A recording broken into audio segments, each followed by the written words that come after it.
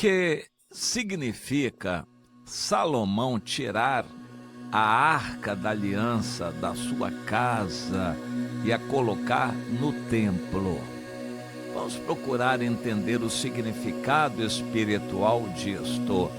Em 1 Reis, no capítulo 8, nós encontramos aquela descrição de um evento maravilhoso, suntuoso, grandioso, que foi único. Salomão convocou todos os anciãos de Israel, os líderes das tribos, príncipes das famílias, todas as autoridades em Israel, para fazerem subir a arca da aliança do Senhor da cidade de Davi, que é Sião, para o templo. Todos os homens de Israel se congregaram junto ao rei Salomão na ocasião da festa, que foi no 7º mês. E vieram todos os anciãos de Israel, tomaram a arca do Senhor e a levaram para cima com a tenda da congregação e também os utensílios sagrados que nela havia. Os sacerdotes e levitas é que os fizeram subir. E o versículo anterior ao texto que eu li, diz que Salomão acabou toda a obra que ele fez para a casa do Senhor. Então ele trouxe todas as coisas que Davi, seu pai, havia dedicado: a prata e o ouro, os utensílios. Ele pôs tudo isso entre os tesouros da casa do Senhor e não usou.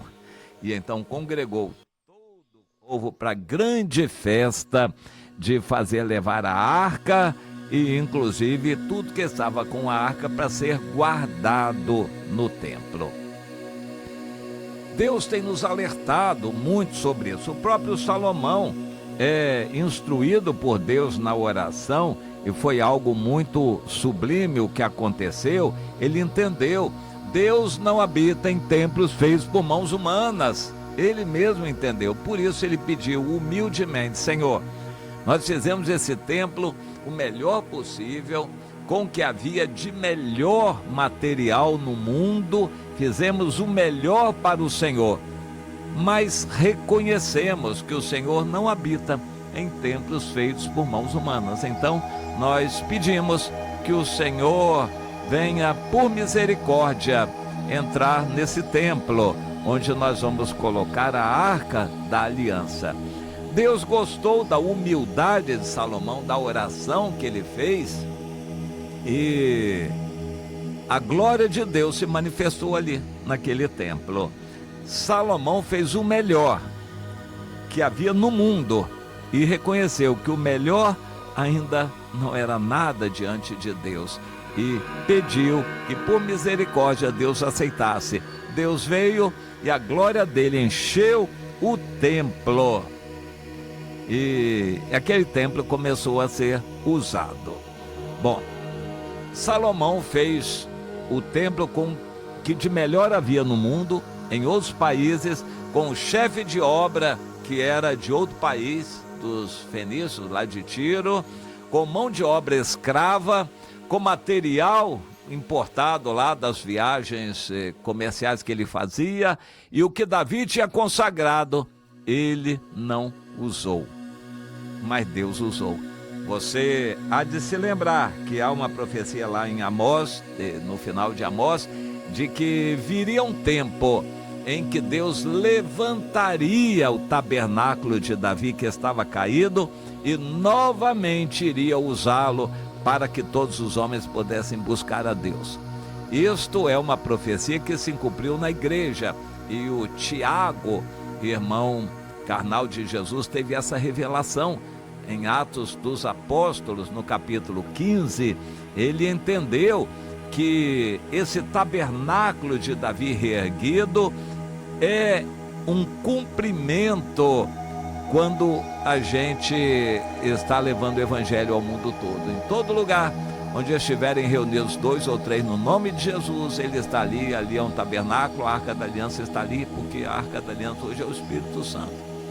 em nós. Portanto, o evangelho não se espalha com templos fixos feitos por mãos humanas, mas o evangelho se espalha com os tabernáculos móveis que são levados pelo mundo todo quando 2 ou 3 se reúnem em nome de Jesus.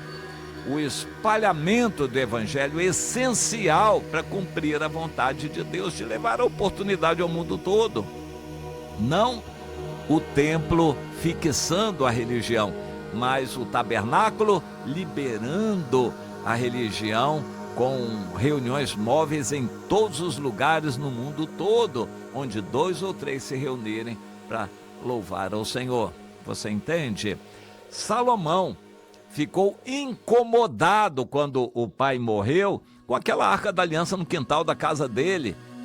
Davi tinha aquilo como a coisa mais maravilhosa do mundo, ele ir ali no quintal da sua casa todos os dias para buscar o Senhor, porque a arca da aliança estava ali. Davi ia lá louvar a Deus, orar. Salomão não queria saber disso. Salomão queria a religião formal. Ele, depois que inaugurou o templo, ele ia lá só 3 vezes no ano, que eram as festas obrigatórias de Israel. Ele não queria ficar com Deus no pé dele todos os dias, não. Ele queria religião lá no templo, para ele ir quando bem entendesse. E aqui nós vamos entender a diferença entre crentes e crentes. Há crentes que querem o Senhor todos os dias na sua casa, tem reunião na sua casa, oram em casa, evangelizam e visitam para evangelizar.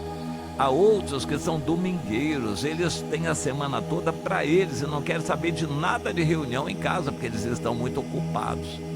Você entende isso? Você é dessas pessoas? Mas vai na igreja domingo e não pode faltar. No domingo eu vou à igreja, eu não falto à igreja no domingo. Mas também só no domingo. E também não é em casa não, eu quero lá na igreja. O templo é o melhor lugar para se esconder a arca da aliança. De fato ela ficou escondida, ninguém deu falta dela, ninguém ligou para ela. O templo é o melhor lugar para se esconder a palavra de Deus. Na época do rei Josias, a Bíblia estava perdida, esquecida. O templo é o melhor lugar para pessoas que não querem Deus todos os dias. Então vamos fazer tudo lá no templo. Vamos fazer um templo muito bonito, muito suntuoso, maravilhoso, mas para a gente ir lá só de vez em quando. Eu não quero Deus na minha casa não, esse negócio de arca da aliança aqui, reunião, os irmãos batendo a porta da minha casa todo dia, e visita, oração, e eu não quero esse negócio não. Eu quero religião só lá na igreja. Quando quiser eu vou lá, me preparo para ir lá na reunião. Em casa não, deixa eu viver minha vida privada. Você entende isso? Você é assim, meu irmão? O Salomão foi assim. Depois que ele inaugurou o templo, ele ia só 3 vezes por ano lá. E não era tão longe assim não, dava para ir a pé. E, no entanto, ele não queria, porque não estava no coração dele. Mas antes de construir o templo, ele ficou incomodado com a arca da aliança no quintal da casa dele, porque ele não queria tanta intimidade com Deus. Você é assim? Você quer religião lá na igreja, porque você não quer muita intimidade com Deus. Você não quer nada de gente batendo na sua casa para orar, você ir na casa de alguém para evangelizar, e nada disso. Você quer religião só lá na igreja. Você é desse tipo? Pois é, entenda porque Salomão foi Salomão e no final não foi salvo, não será salvo por toda a eternidade. E Davi foi Davi e será Davi por toda a eternidade. A diferença é grande. Você está para Davi ou você está para Salomão?